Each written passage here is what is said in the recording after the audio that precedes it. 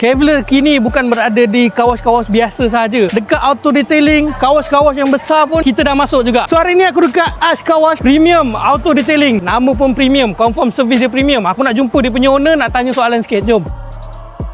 Abang nama apa bang? Nama saya Aizat. Saya owner kat kedai Ash Car Wash dekat Putra Perdana bang. Oh, Putra Perdana Puchong. Sebelum tu abang cerita sikit bang. Dekat sini apa servis yang ada bang? Okay, dekat Ash Car Wash ni kita mau kepada detailing lah. So untuk mana customer yang nak datang nak buat polishing, coating, watermark cermin, semua kita ada. Dan kita juga ada buat servis produk abang, Kevlar.